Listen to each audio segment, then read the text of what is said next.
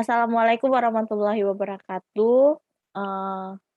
Di sini kita akan melakukan tugas video dari dosen pembimbing DR Puspita Hati STPMP dengan mata kuliah Rekayasa Pengairan dan Drainase Lahan Rawa. Di sini kami dari kelompok 2 dengan anggota Ilham Satria Utama dengan ujung NIM 81, yang kedua ada Emrido Juliardi dengan ujung NIM 56, lalu ada Sandrina Cantika Putri dengan ujung NIM 50, Ayu Wijayanti dengan ujung NIM 74, Putri Aprilia dengan ujung NIM 64, dan saya sendiri Kartini Sulastri dengan ujung NIM 59. Kami dari kelas Teknik Pertanian 2019 Palembang. Nah, di sini ada beberapa pembahasan di PowerPoint kami. Yang pertama itu tentang hidrologi lahan rawa lebak. Nah, hidrologi lahan rawa lebak ini mempunyai artinya masing-masing. Yang pertama itu hidrologi, yang merupakan ilmu yang mempelajari pergerakan, distribusi, dan kualitas air di seluruh bumi, termasuk pada siklus hidrologi yang telah kita ketahui serta sumber daya air. Lalu yang kedua itu lahan rawa lebak, yang merupakan Eee, yang dipengaruhi karena adanya genangan lamanya itu 3 bulan dan genangan itu tingginya lebih dari 50 sentimeter. Ada 4 tipe genangan rawa lebak ini, yaitu pertama lebak dangkal, kedua lebak tengahan, ketiga lebak dalam, dan yang terakhir itu lebak sangat dalam. Lalu apa yang dimaksud dengan hidrologi lahan rawa lebak? Nah, hidrologi lahan rawa lebak ini merupakan sebagai suatu daerah aliran sungai dalam satu area daratan yang mempunyai suatu kesatuan ekosistemnya. Dengan adanya sungai dan anak sungai yang berfungsi mengumpulkan, menyimpan, mengalirkan air dari curah hujan ke danau atau ke laut, di mana hal ini dapat mempengaruhi karakteristik lahan rawa dari faktor kondisi lahan, iklim, dan hidrologi. Lalu, hidrologi lahan rawa lebak ini mempunyai beberapa komponen-komponennya. Yang pertama ada curah hujan yang merupakan, ketinggian air hujannya itu terkumpul dalam penangkar hujan pada tempat yang datar, tidak menyerap, tidak meresap, dan tidak juga mengalir. Yang kedua itu ada angin yang dimulai dari daerah udaranya bertekanan tinggi sampai ke daerah bertekanan yang rendah. Yang ketiga itu ada suhu, ukuran kuantitatif terhadap temperatur panas dan dingin yang diukur dengan termometer. Lalu penjelasan selanjutnya akan dijelaskan oleh saudari Putri Aprilia. Kepada Putri Aprilia, saya persilakan. Baiklah, limpasan air, curah hujan yang mengalir di atas permukaan tanah yang mengangkut zat-zat dan partikel tanah. Kemudian, luas area dataran banjir, daerah yang dataran rendah ini berpeluang besar apabila terjadinya banjir. Kemudian, elevasi, posisi ketinggian suatu objek dari suatu tertentu atau datum. Datum ini mengacu pada permukaan air laut. Ketiga, ketinggian muka air, elevasi permukaan air pada suatu penampang melintang sungai terhadap suatu titik tetap yang elevasinya telah diketahui.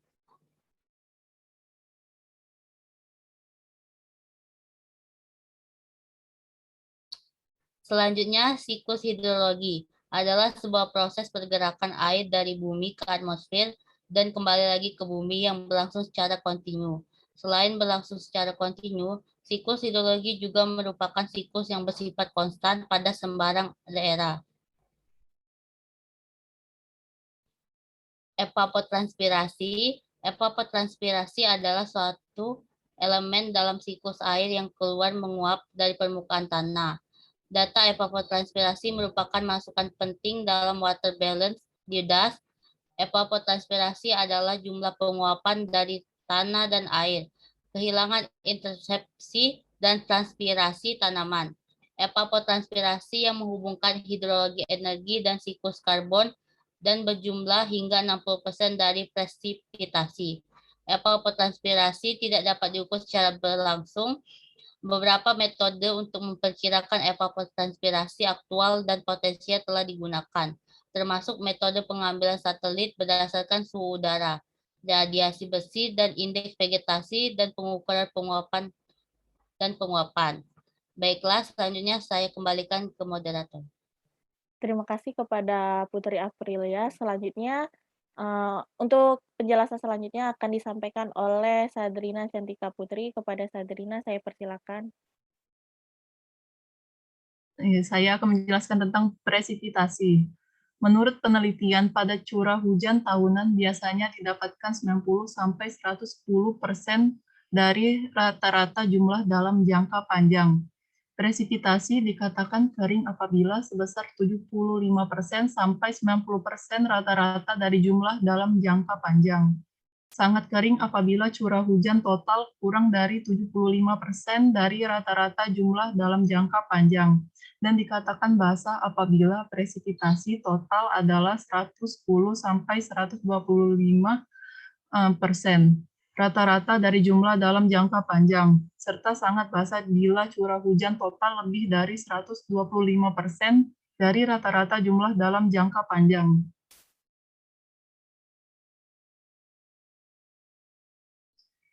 Infiltrasi. Infiltrasi adalah proses masuknya air ke dalam tanah melalui permukaan tanah. Proses infiltrasi dapat berlangsung secara vertikal dan horizontal. Proses ini secara vertikal disebabkan oleh adanya gaya gravitasi dan dikenal dengan sebutan perkolasi. Proses infiltrasi yang terjadi secara horizontal disebabkan oleh adanya gaya kapiler yang dikenal sebagai aliran antara atau interflow. Air permukaan atau limpasan permukaan. Air permukaan atau limpasan permukaan adalah air yang bergerak di atas permukaan tanah dekat dengan aliran utama dan danau.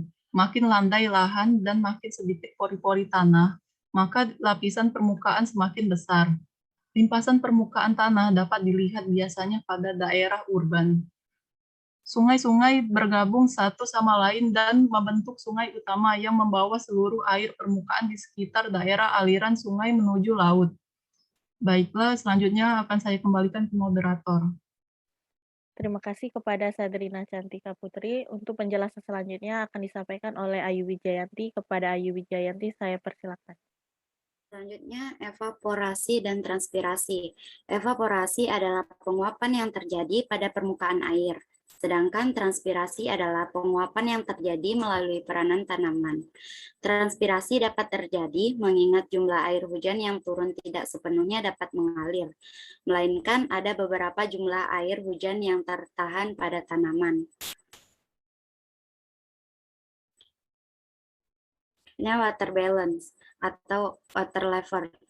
Water balance adalah tingkat atas dari permukaan bawah tanah di mana tanah dan bantuan telah jenuh dengan air. Water table memiliki zona air tanah atau groundwater yang terletak di bawah dari zona aerasi yang terletak di atasnya. Water table berfluktuasi dari tahun ke tahun karena dipengaruhi oleh iklim dan dengan jumlah curah hujan. Pada water table mempunyai tekanan hidrostatik sama dengan atmosfer. Terdapat hubungan antara water table dan permukaan topografi. Water table cenderung mengikuti permukaan topografinya. Groundwater atau air tanah merupakan sumber air yang penting untuk kebutuhan pertanian dan pengelolaan aliran air tanah. Semua air yang ada pada aquifer di bawah permukaan tanah yang pori-pori tanah berupa porositas tanah dan bantuannya terisi penuh air disebut dengan air tanah, di mana jenis dan bentuk dari aquifer merupakan faktor penting yang mempengaruhi aliran air tanah. Selanjutnya, saya kembalikan dengan moderator. Baiklah, terima kasih kepada Ayu Wijayanti. Untuk penjelasan selanjutnya, saya akan serahkan kepada Ilham Satria Utama. Untuk Ilham Satria Utama, saya persilakan.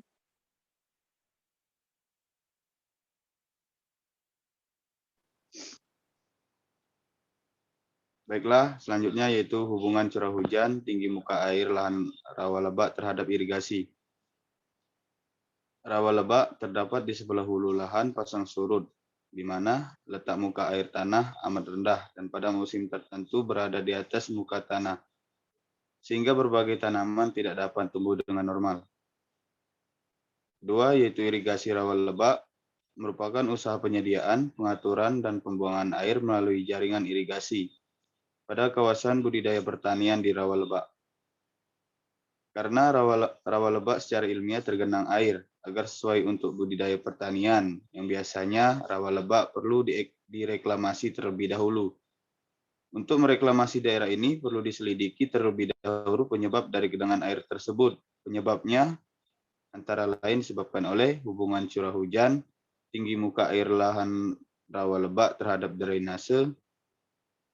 Selanjutnya yaitu suatu dataran yang cekung atau yang dikelilingi oleh perbukitan di mana drainase alam terjadi mengalami hambatan. Curah hujan yang terjadi besar dari proses evaporasi, infiltrasi, perkolasi maupun aliran permukaan yang terjadi. Rawa lebak atau rawa lebak pedalaman dapat pula berupa dataran rendah yang berada dekat atau di pinggir sungai, di mana luapan air sungai di musim hujan dapat menggenangi dataran rendah tersebut. Rawa ini letaknya sedemikian jauh dari pantai sehingga tidak dipengaruhi oleh pasang surutnya air laut. Air yang mengalir di dalam sungai pada waktu musim hujan biasanya berwarna keruh dan banyak mengandung sedimen dan unsur hara tanaman. Pada saat air sungai ini melipas ke tepi sungai, musim hujan masuk ke rawa yang ada di kanan kiri sungai. Maka sedimen yang butirannya lebih kasar akan mengendap lebih dulu di tepi sungai dan yang lebih halus akan mengendap lebih jauh dari sungai.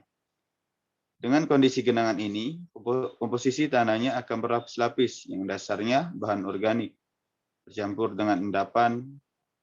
Oleh karena itu, ciri rawa lebak letaknya tidak jauh dari sungai besar dan lahannya sangat subur.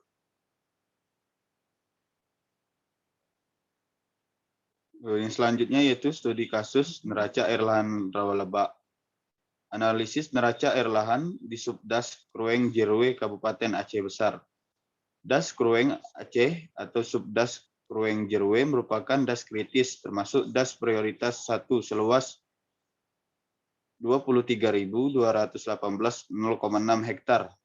Penelitian ini dilaksanakan di daerah aliran sungai Krueng Aceh. Subdas Krueng Jerwe Besar. Penelitian ini dilaksanakan pada Desember 2015 sampai dengan Februari 2016.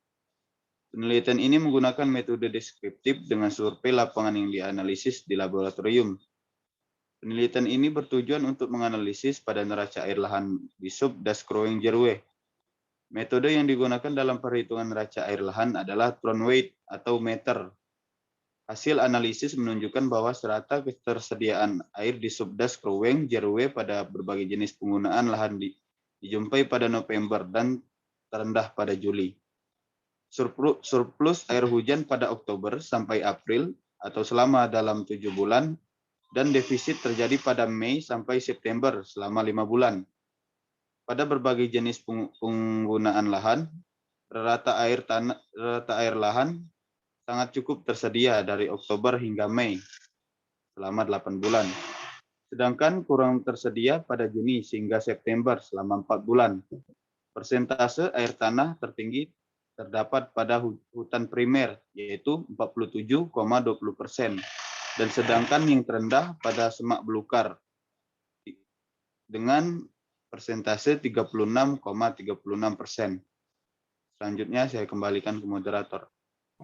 Baiklah, terima kasih kepada Ilham Satria Utama. Untuk penjelasan selanjutnya akan dijelaskan oleh M. Rido Juliardin. Kepada Rido, saya persilakan.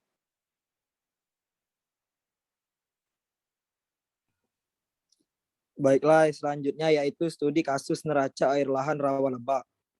Basri et al. 2013 menyebutkan bahwa selama periode 2006 sampai 2012 telah terjadi perubahan penggunaan lahan pada Subdas Krueng Jerwe yang menyebabkan terjadinya pengurangan hutan primer sebanyak 13.032,98 hektar atau 56,53% dan hutan lahan kering sekunder 10.299,69 hektar 44,67%. Berkurangnya lahan hutan berdampak pada debit air das yang semakin berkurang. Ketersediaan air yang ada pada Subdas Krueng Jerwe berkisar 0,24 kurang lebih 3,22 meter detik pangkat -1. Sementara total kebutuhan air untuk pertanian dan rumah tangga sebesar 0,18 kurang lebih 6,4 meter detik min 1.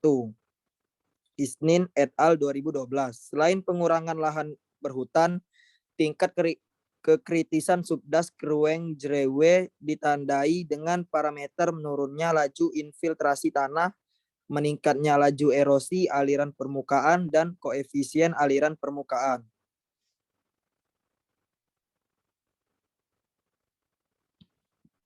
Rata-rata laju infiltrasi aktual tertinggi dijumpai pada penggunaan lahan hutan, semak belukar, pertanian lahan kering dan padang rumput, masing-masing sebesar 0,72 cm menit min 1, 0,64 menit min 1, 0,64 cm min 1, dan 0,58 cm min 1. Musnah 2015. Total erosi dan laju erosi di Subdas Krueng Jrewe masing-masing adalah 8.029.045,59 ton hektar min 1 tahun min 1 dan 345,81 ton hektar 1 tahun 1. Kategori berat BPDAS Krueng Aceh 2019. Erosi aktual dan erosi potensial terbesar dijumpai pada penggunaan lahan semak belukar, yaitu 1.390,21 ton hektar dan 4.634,05 ton hektar. Siswanda 2014. Model Soil and Water Assessment Tool SWAT memprediksikan dalam kurun waktu 8 tahun dari 1993 kurang lebih sampai dengan tahun 2000. Subdas Krueng Jrewe setiap tahunnya meningkatnya aliran permukaan 2,4% dan laju erosi 2,3% pada setiap peningkatan 1% curah hujan. Ferijai 2012 dan meningkatnya koefisien aliran permukaan dari 0,12 pada tahun 2006 menjadi 0,24 pada tahun 2012. Basri et al. 2013. Air hujan pada suatu wilayah tertentu khususnya untuk mengetahui kapan dan seberapa besar surplus dan defisit air yang terjadi di wilayah. Tujuan penelitian adalah untuk mengetahui air masuk dan keluar dari Subdas Krueng Jrewe, dan dengan adanya penelitian ini dampak negatif dan resiko kerusakan banjir dan kekeringan dapat diminimalisir.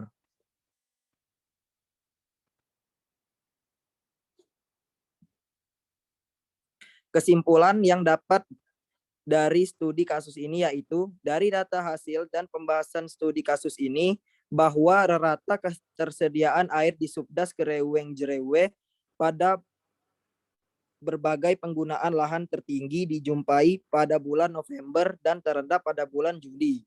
Surplus air hujan terjadi pada bulan Oktober sampai April, 7 bulan, dan defisit terjadi pada bulan Mei sampai September, 5 bulan. Pada berbagai penggunaan lahan, rata air tanah sangat cukup tersedia dari bulan Oktober sampai dengan Mei, 8 bulan, sedangkan kurang tersedia pada bulan Juni sampai bulan September, yaitu 4 bulan. Persentase air tanah tertinggi terdapat pada hutan primer 47,20%, sedangkan yang terendah pada semak belukar 36,36%. Baiklah, saya kembalikan ke moderator. Baiklah, terima kasih kepada Rido Juliardin, dan terima kasih. Inilah presentasi dari tugas kami tentang hidrologi lahan rawa lebak, komponen-komponennya, dan juga siklus hidrologi, serta studi kasus dari neraca air lahan rawa lebak dan perbedaannya tadi. Terima kasih juga untuk teman-teman yang sudah membantu untuk mencari jawaban dan mempresentasikannya pada hari ini. Mungkin sekian dari tugas kami tentang mata kuliah rekayasa pengairan dan drainase lahan rawa drainase lahan rawa. Sekian, terima kasih. Wassalamualaikum warahmatullahi wabarakatuh.